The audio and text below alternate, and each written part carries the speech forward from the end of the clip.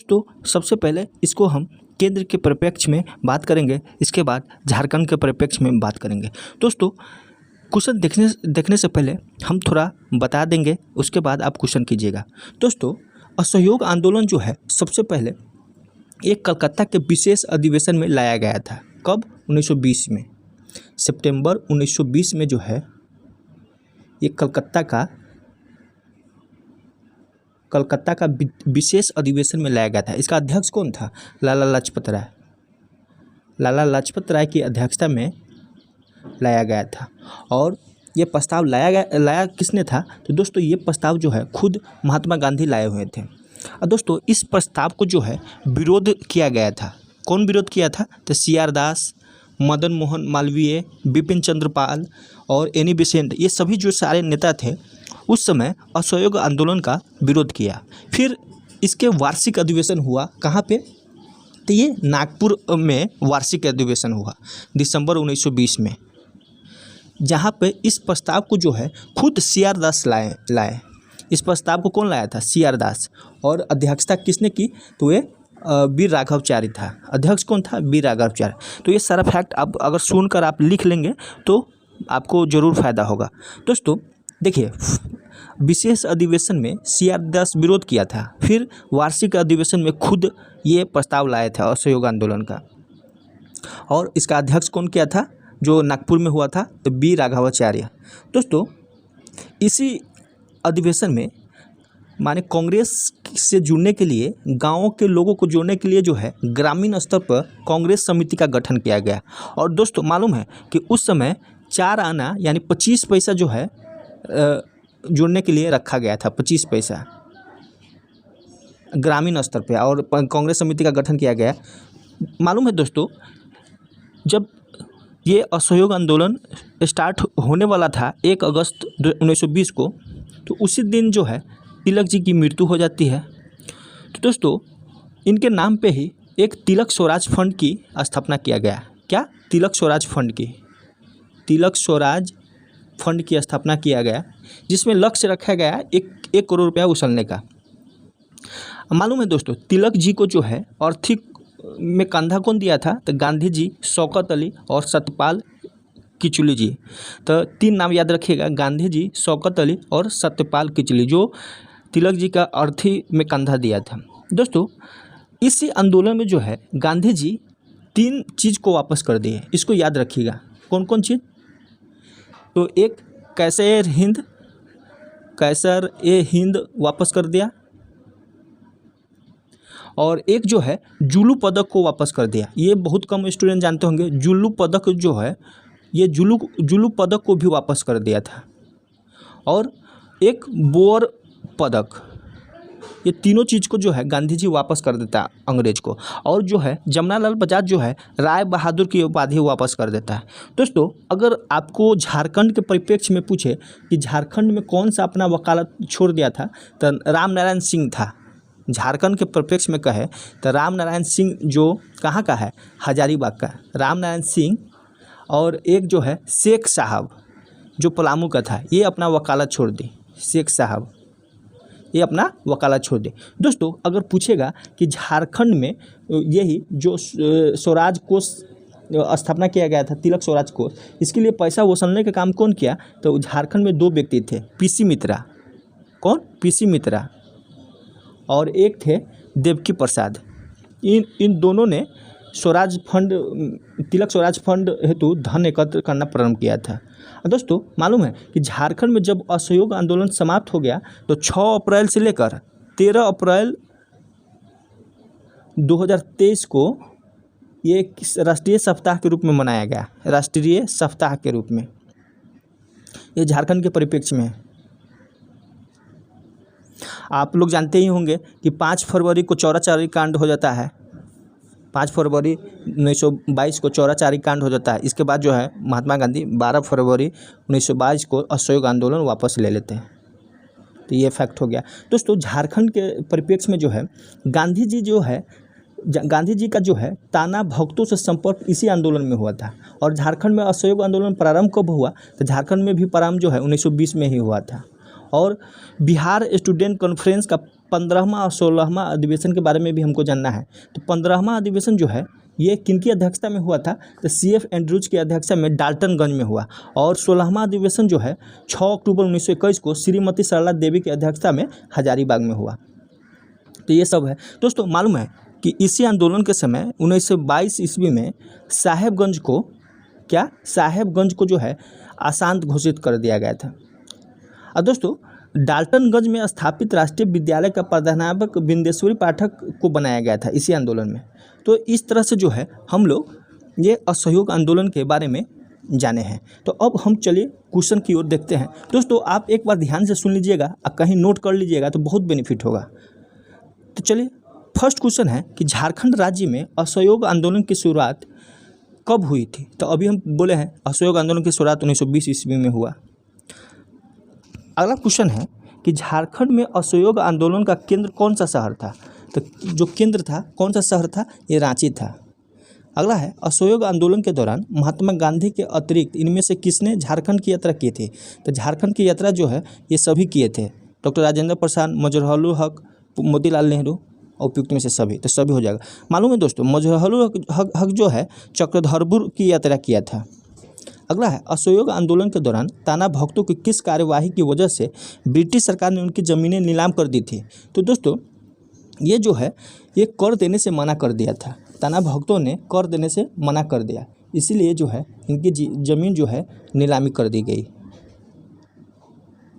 अगला है निम्न में से झारखंड के किस जनजाति ने असहयोग आंदोलन के दौरान बढ़ चढ़ कर हिस्सा लिया? तो किसने, कौन जनजाति था? तो ये पहाड़िया। अगला है पहाड़िया जनजाति के लोगों ने किसके नेतृत्व में असहयोग आंदोलन में भाग लिया? तो किसके नेतृत्व में लिया? तो जबरा पहाड़िया के नेतृत्व में। अगला है असहयोग आंदोलन के दौरान झारखंड के किस क्षेत्र में राष्ट्रीय विद्यालय की स्थापना की गई? तो किस क्षेत्र में? तो ये सभी जगह, रांची, डाल्टनगंज और चतरा, तीनों जगह की गई। अगला असहयोग आंदोलन के दौरान डाल्टनगंज में खोले गए राष्ट्रीय विद्यालय का प्रधानाध्यापक किसे नियुक्त किए गए? इसकी भी चर्चा हम लोग किए हैं, बिंदेश्वरी पाठक के।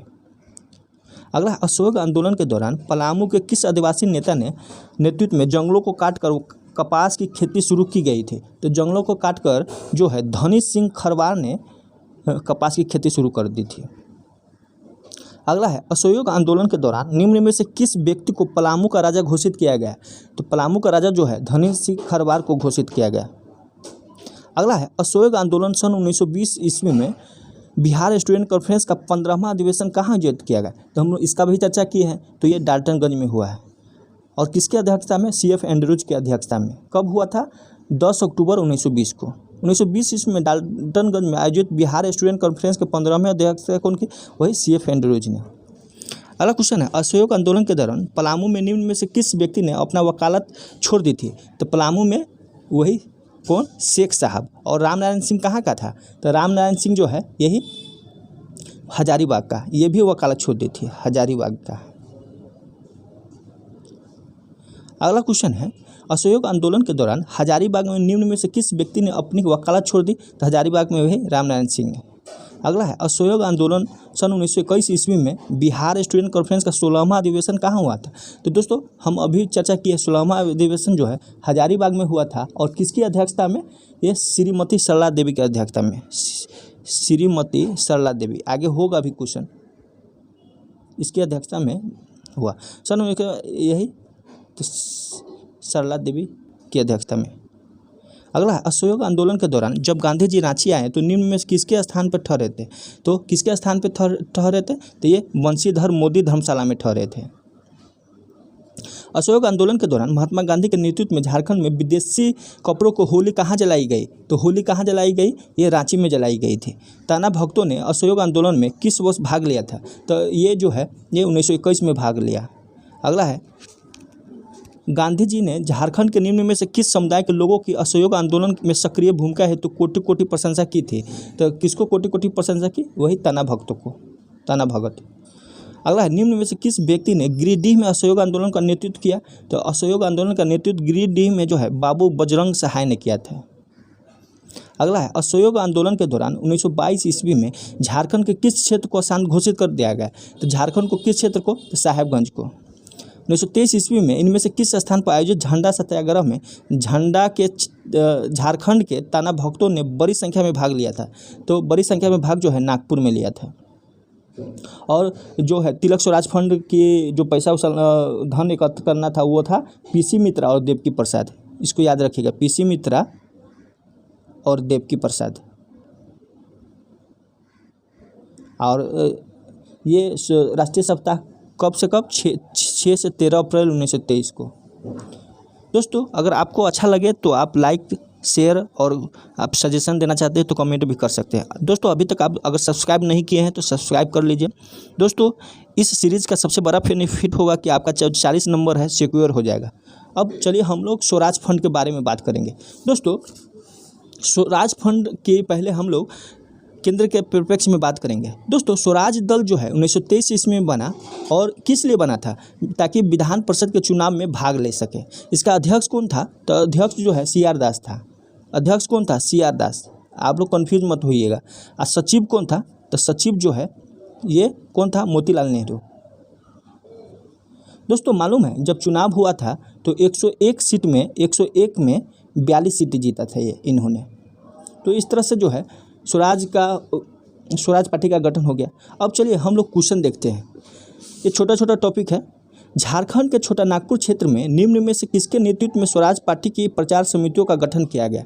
तो प्रचार समितियों का जो गठन किया गया ये राम नारायण सिंह और देवकी प्रसाद सिंह दोनों के माने नेतृत्व में जो है प्रचार समिति का गठन किया गया।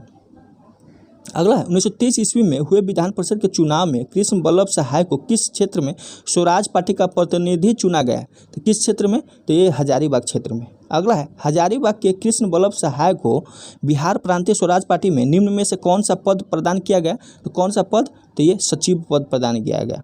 निम्न में से किस व्यक्ति को संथाल परगना क्षेत्र में स्वराज पार्टी का कार्यभार प्रदान किया गया। तो कार्यभार जो है सोनार सिंह खरवार को प्रदान किया गया। अगला है 1923 ईस्वी में दक्षिण संथाल परगना क्षेत्र से स्वराज पार्टी के प्रतिनिधि के रूप में निम्न में से किसे चुना गया। तो किसे चुना गया, तो ये रामेश्वर लाल को। दोस्तों अब हम लोग खादी आंदोलन के बारे में बात करेंगे। दोस्तों झारखंड में असहयोग आंदोलन के समय ही जो है चरखा आंदोलन चलाया जा रहा था। और कहाँ कहाँ, तो चाईबासा है, जमशेदपुर है, दुमका है, जामतारा, पाकुड़, देवघर यानी शहरों में जो है खादी डिपो खोला गया। खादी डिपो कहाँ कहाँ खोला गया, चाईबासा, जमशेदपुर, दुमका, जामतारा, देवघर, पाकुड़। दोस्तों इस काम में सर्वाधिक महत्वपूर्ण भूमिका जो है सरला देवी का था। किसका, सरला देवी का। दोस्तों झारखंड में जो है नीलकांत चटर्जी ने 19 फरवरी 1924 ईस्वी को बिहार के विधान परिषद में खादी से संबंधित एक प्रस्ताव लाया था। कौन, नीलकांत। कौन लाया था, नीलकांत।